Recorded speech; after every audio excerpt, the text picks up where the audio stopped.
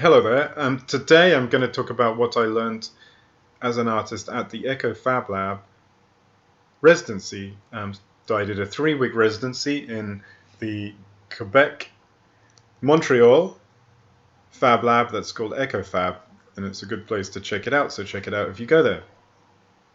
And Fab Labs, basically, I'm not going to define them too much, but you can have a look at the definition below, the link below. So this is what I learned as a creative person, doing some artwork in the Fab Lab.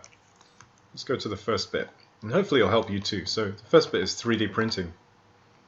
So when you do 3D printing, it's different to doing stuff when you're making 3D computer graphics. So if you're using a 3D program in 3D graphics, there are not so many restrictions about the shape and the size and the way it stands up. There are restrictions with things like the polygon count and the way you model things if you make a clean mesh or a dirty mesh, which should be also applied to when you're doing 3D printing.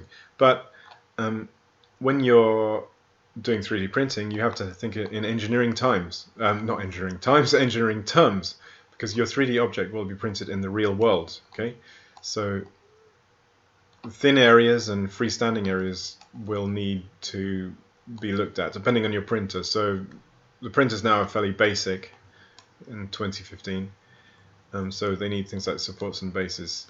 Let's go to the next slide. Well, I mean, most of the printers, some of them are very advanced, okay, but the ones you'll probably find in Fab Labs at the moment are like this one's, the sort of layered printers. So here's the nozzle, and you can see that my 3D ant was being printed, and I've included a base and this shoulder.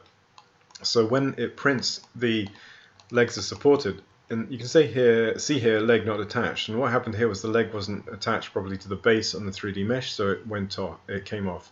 And if things are not supported, so for example, if these legs had no base on them, the nozzle would go backwards and forwards, and it would push each layer off, and it would get stuck to the nozzle, everything would mess up. As you can see here, there are strands here where it's messed up a bit. So it's important to think of your 3D mesh in real terms and how it's going to get printed. So the next one is the laser cutter. So the laser cutter, everyone always says the laser cutter is a bit of an unsung hero in the Fab Lab, because people always want to check out the 3D printer. You know, that's the cool thing. That's what we think of when we think of Fab Labs and makerspaces. But the laser cutter, this is a great tool. Okay, it's perhaps like a workhorse. So the laser cutter cuts shapes, and it can also etch lines. And because it can cut shapes, it can make a full 3D layered model using 123D Make. So we'll see, if you don't know what that is, it's making 3D models using contours. So it's got some good uses. Let's go to the next slide. So in this slide, here's the cutter in action. Again, there's the nozzle, and then this is a test piece I was doing, which perspex, and it's making this etching. And when you want to make the etching, you make the etching black in the vector file that you feed into the machine, and to cut you have a small red line that tells you tells the computer on the laser cutter what it should be doing. And then the next thing is the contours that the 123D makes. So this cuts contours on, in this case, cardboard, and it makes these contours that I've done in 123D Make, and 123D Make will give you plans with all these different contours and number them. So it's a good way of making big 3D models when it wouldn't be practical to do on the 3D printer. And then also it gives a nice effect. I like this cardboard effect. It's quite sort of vintage. Sorry, I don't mean to say vintage, but you know, it's like it's quite a rough model. But also you can make it smooth by putting smooth on over it. And I think there's a few good tutorials online to tell you how to do that.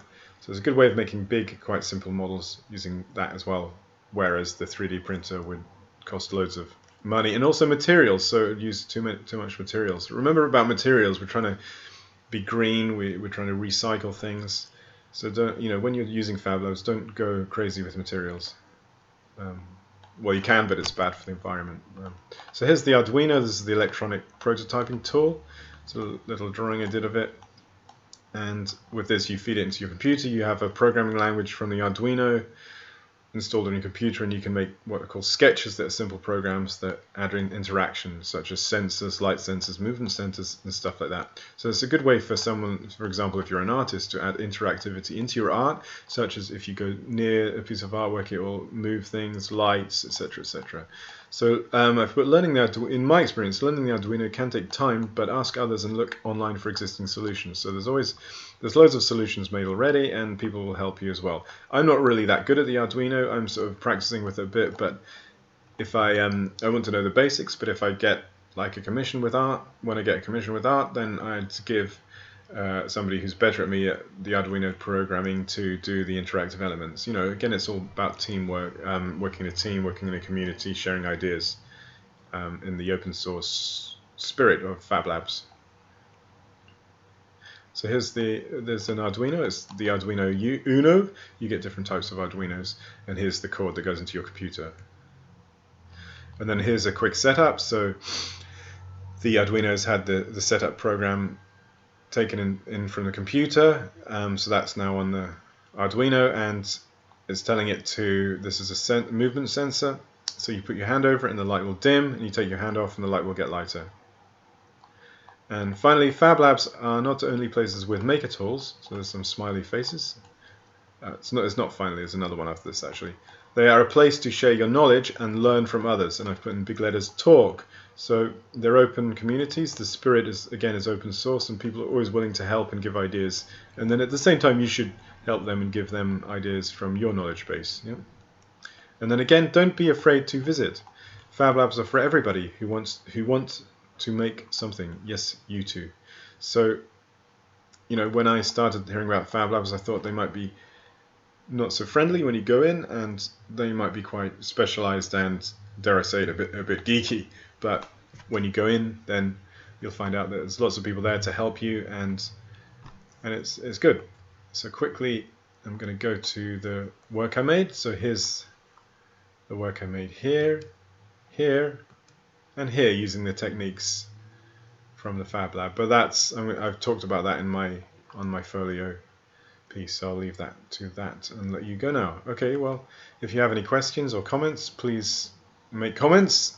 If you want to talk to me at all, do it on YouTube or my website. And thanks very much. And remember to not describe my channel. You can describe it if you want, but subscribe to my channel if you want for more information stuff and learning and also ideas sharing. Okay, thanks very much, and thanks very much for watching this, and I hope to speak to you soon. Goodbye for now.